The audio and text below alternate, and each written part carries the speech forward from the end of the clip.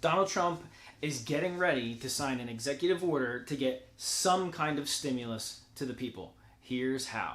Hey everyone, and welcome to the Late Night Grind. My name is Randy, and today I'm going to be giving you an update on what's going on with the stimulus package situation in Washington. Before I get into this, I would just ask that you would do one thing for me, actually make it two.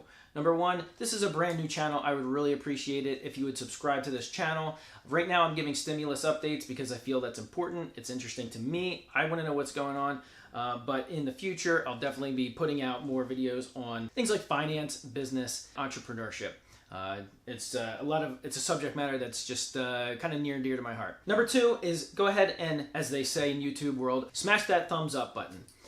What this does is help the YouTube algorithm to say, hey, people like this guy's video, we're going to promote it a little bit better. So I would really appreciate it if you go ahead and do that. So let's go ahead and get into it. Today is essentially the deadline, the self-imposed deadline that Mitch McConnell gave Congress to get something passed in terms of the stimulus package. Nothing has happened as of yet. This is a problem. Now, it's not necessarily... It doesn't mean something can't go through soon. It sounds like they will be staying into next week. Obviously, Mitch McConnell, Nancy Pelosi, Chuck Schumer, and Mark Meadows will still be in talks on Monday from what we hear, and probably even further into the week to try to get something done if nothing can get done. But if this drags on really much longer than that, it's basically setting the stage for Donald Trump to sign some sort of executive order where he is just going to go out and make something happen. Now, here's kind of the details. He can't issue any new money. So he can't issue a $1 trillion or a $3 trillion stimulus or anything like that on his own. He can only use already appropriated money. Now, currently, there's about $600 to $700 billion in appropriated money from the CARES Act that is unused. He can actually use that money to essentially quick start stimulus payments back to the people. Now, from what I hear, he does have limited power on what he can do with unemployment benefits, so it sounds like that is still up in the air. As of right now, nothing has been passed. Nothing's been extended in terms of the unemployment benefit boost. That was the previous $600 per week that was being sent out with the stimulus package through the CARES Act. With the HEALS Act that the Republicans presented, they wanted it down to $200. Democrats said they want $600. Republicans actually essentially conceded that. Mitch McConnell said that he is willing to support the $600 ongoing unemployment benefit boost if the president does. And we know the president wants to get something done quickly, so we'll have to see what happens with that. So this morning they met, and it sounds like from the interviews that I just watched, really nothing was accomplished. Essentially, the Democrats, Nancy Pelosi, Chuck Schumer, offered to take $1 billion off of their proposal if the Republicans would add $1 billion to their proposal and meet in the middle. Sounds good, right? Well, not exactly. See, remember what I said in my previous video about marking things up so you can later talk them down, and it sounds like you're conceding and it makes it feel like the other person's getting a good deal. That's exactly what's happening. The Democrats actually bumped up their proposal to $3.7 trillion. Then they offered to come down $1 trillion to $2.7 trillion.